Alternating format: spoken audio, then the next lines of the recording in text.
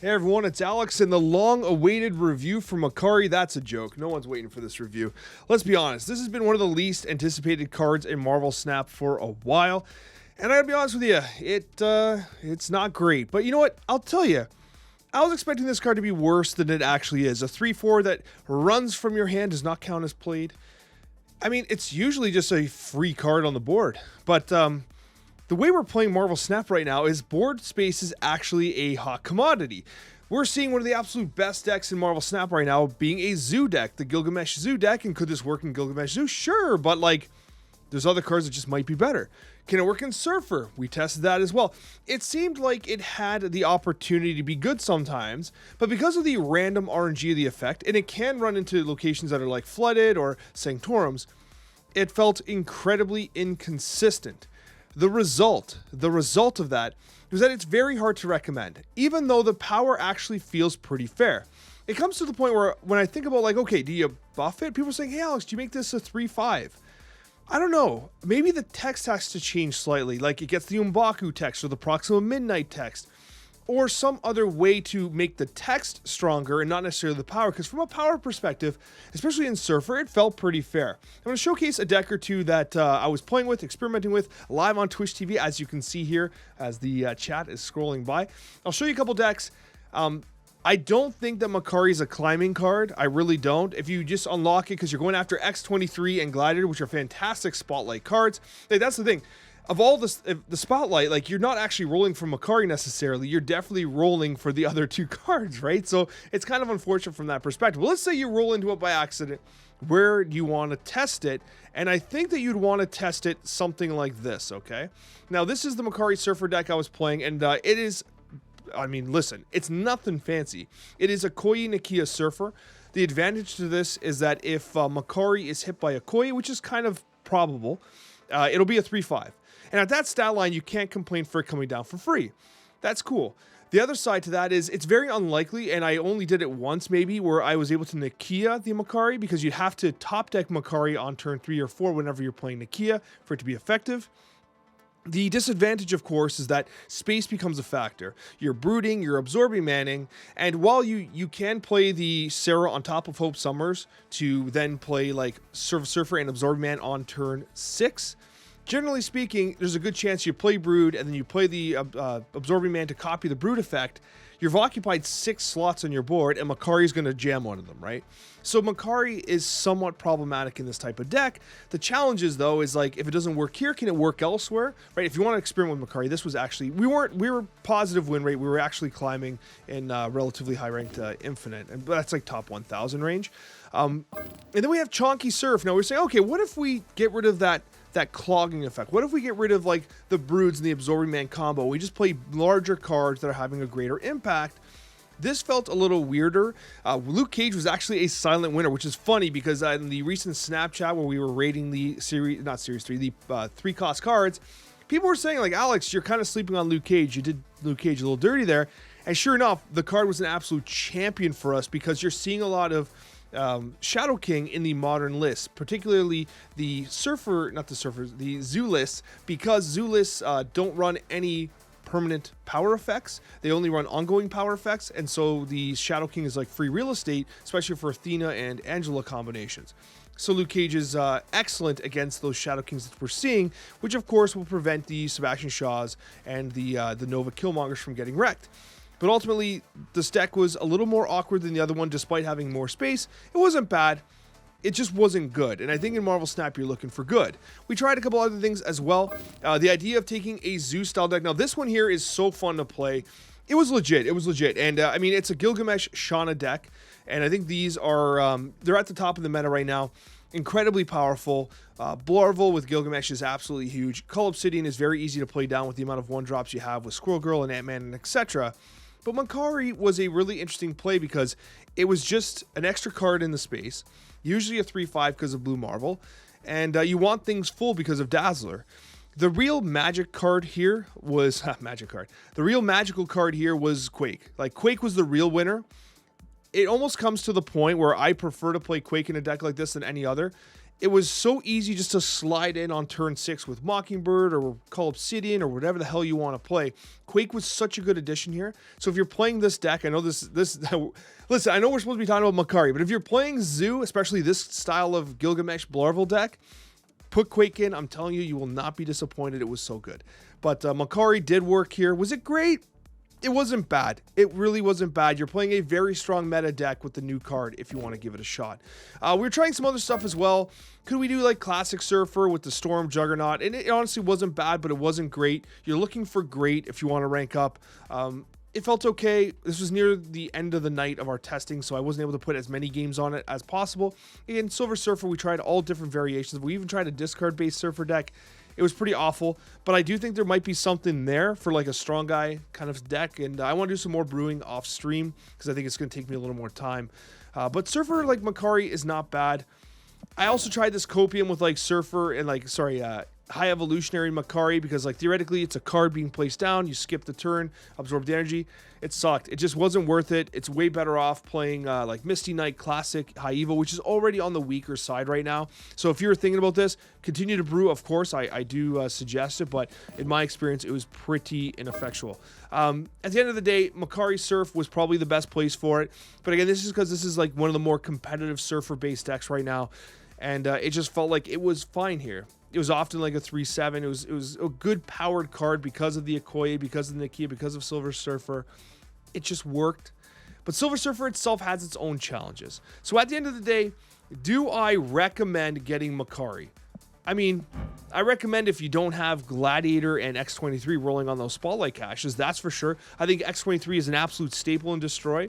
Destroy's always been like a very consistent deck in the meta. It kind of wavers in popularity here and there, but it's always present to some degree. Gladiator, I think, is a phenomenal card, especially with the nerf to Hela. Hela getting nerfed allows you to kind of access, a little more of that disruptive side of Gladiator, because the big risk of Gladiator prior was like, oh, I play Gladiator and I pull a Hela Giganto out or something like that. Right now it would suck, but now the decks are getting greedier with Athena, so you're more likely to hit like a Kitty Pryde or a Quinjet from a Loki or whatever, right? So the cards have gotten smaller in the decks, resulting in Gladiator being better. Makkari, while being better than I expected, is still bad. Roughly 2 stars is what I would expect this card to be. How it would be buffed in the future? I would expect this card to be buffed in the future. How it would be buffed? I don't know if you change it to a 3-5. Honestly, that would surprise me. I think the text gets modified slightly, as I said before, the M'Baku, the Proxima Midnight style text to give it that little more accuracy so you can more reliably play it. But at the end of the day, it's fun. SERSI's more fun. But they both have those random RNG elements that I think prevent them from being truly easy recommendations, okay? Regardless, we do have some really fun highlights here that you can catch. They're recorded live on Twitch TV, as you can see from the Twitch chat there. We are recording this live, and I'd love if you joined us. Use the link in the description down below and in the pinned comment to join our wonderful community. Hit the like button if you haven't already. Subscribe if you're not subscribed already, and I hope you enjoy these gameplay highlights. All right, we do have, we got Makkari right now. Makkari's in our hand. We're going to see her pop out right here. Run out, Makkari. Cool effect. But now we're in a situation where we're already kind of stuck for space if we want to absorb Remand and Brood. So what I'm going to do instead is we're going to play into the right location with Forge. Hopefully we get the Brood. I would play Brood into Vibranium Mines or into the Dream Dimension. Dream Dimension absolutely kills Sarah, unfortunately. We do have some Thena gameplay. A very awkward play here. Kind of hate this. Washington, D.C. revealed.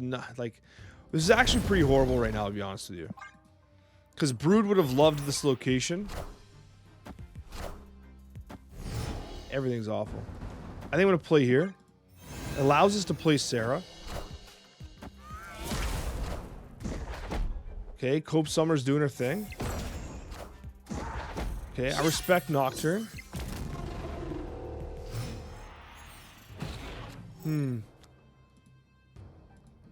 Terrible. I think we do this. But this sucks.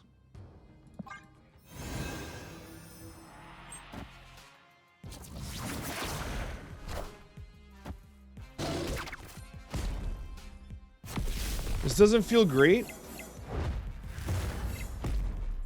But we also disrupt the Bloodstone. Thanks for doing that on turn 5, I guess. Oh, they would have had 3 extra energy. Crazy. I actually, hey, it's Sarah off the top. Off the top rope gameplay. Look at that. Do I just give left? I think I do this. I think I have to do this. I'm gonna give this a shot. This never loses, right? Makkari carries here.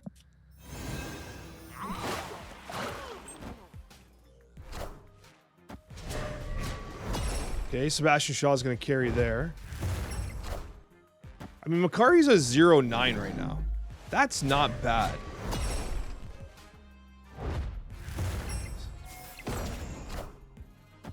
Oh, yeah.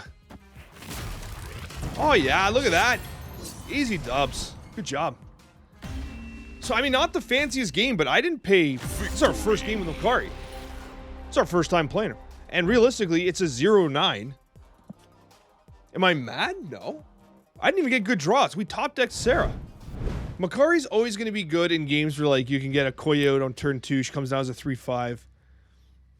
This deck has been fine. It's been absolutely fine. I feel like we have not had problematic matchups by any means. I think we have Coccia mid here. Oh, here she is. Makkari off the top rope.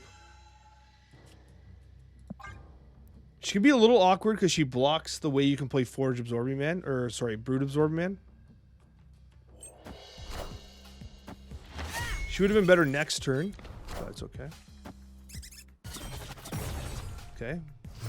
Oh, come on. You don't give it back? Imagine Makkari pop back to my hand. That would have been blessed. I don't know. I don't know. I don't know how to play this hand right now. I'm not sure how I want to play this. Okay, they have all these free Mockingbirds. I think you have to Nakia here. I keep changing my mind. I think you Nakia. Hope Summers over Nakia. Okay, watch this. Here's my decision. Nakia now. You Forge into Sebastian Shaw left. And then you get a second Sebastian Shaw. Oh, Sarah. Because you can do this, right? I'm going to go with this route. I don't know. I might have misplayed this game. This was a weird one with these cards.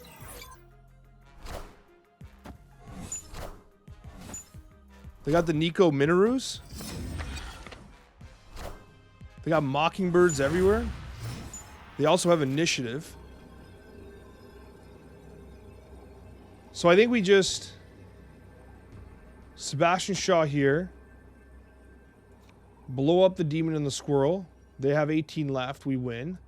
We do this. This is just a dub, no? No Surf. I think you Skillmonger to blow up this Demon. I mean, in theory, the problem is they could Blarvel here, right?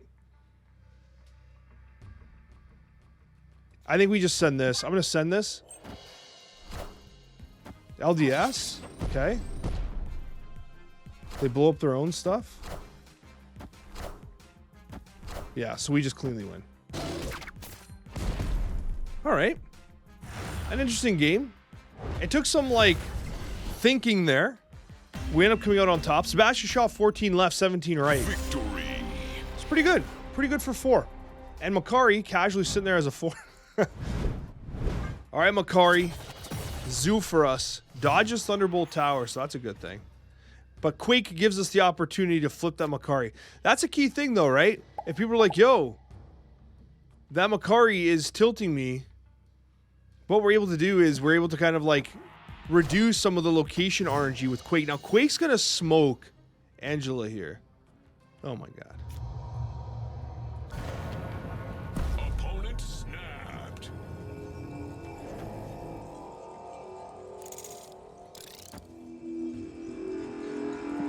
I'm going to throw Ant-Man there. Look at this play. Oh. Oh. Oh. I'm sorry, sir.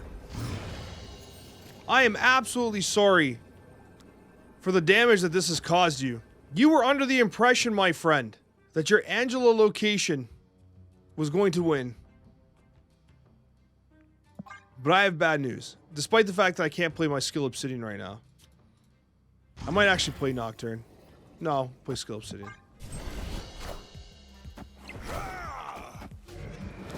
Loki's a good play for them. They got Makkari. If they get Quake, it's kind of funny. I have to play Blarvel here. They play my Blarvel.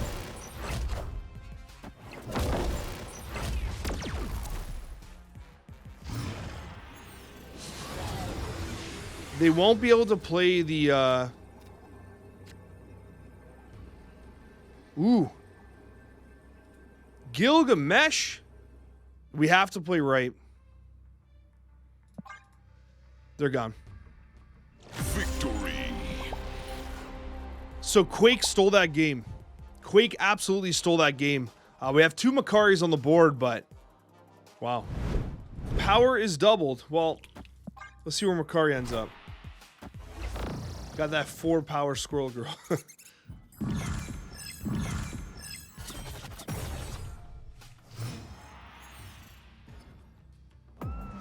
Uh-oh. That's bad. That's really bad. We're gonna have to Nocturne that ASAP. Oh my god, why? Opponent snapped. It's not the end of the world, honestly.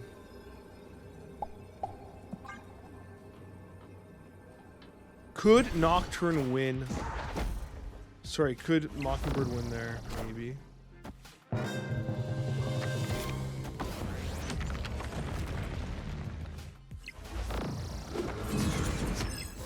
Weird.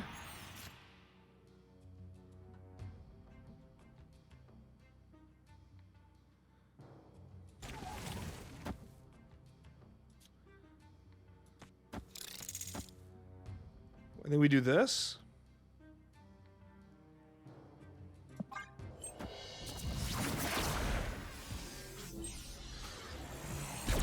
It's a cool Zemo variant. I haven't seen that actually. Must be a new one.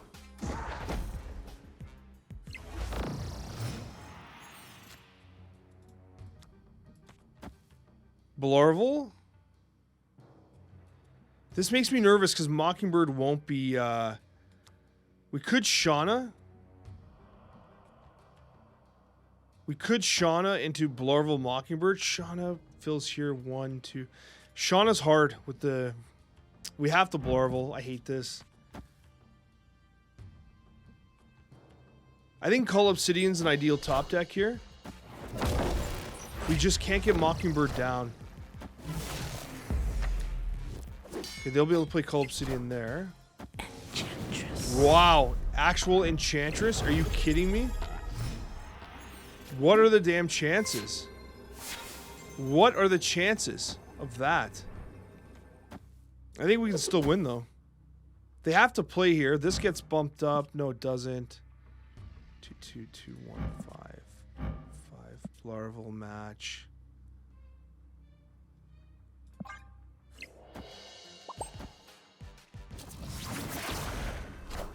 Yo. Wait, that's bad.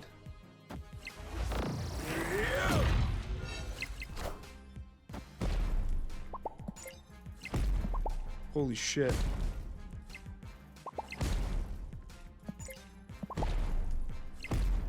Oh my god.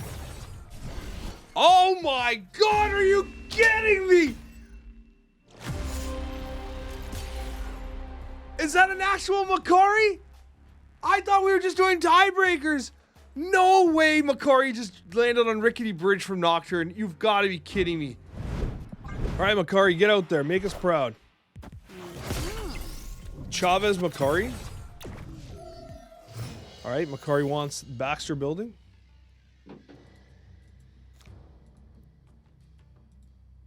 I think we hold. We never Quake on 2.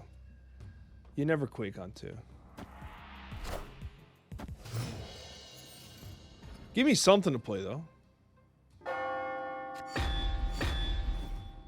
Seriously? Look at our deck. How does this happen? What? You still gotta wait, man.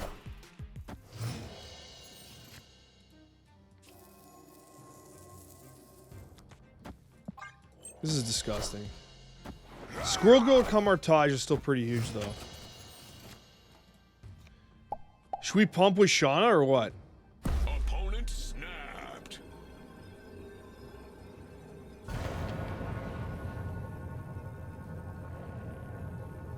Flip this. Pump with Shauna. Flip Camartage mid. Wait, no. Yeah, we gotta move Camartage. I think we flip him around.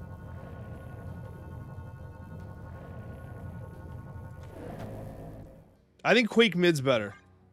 This might be silly, but let's try it. This is never bad. Alright, so it's pretty bad.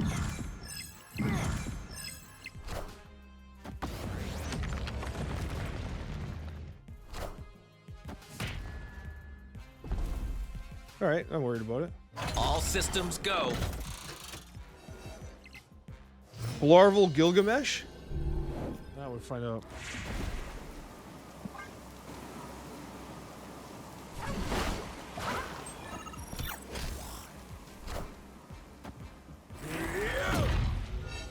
This is Dr. Doom free.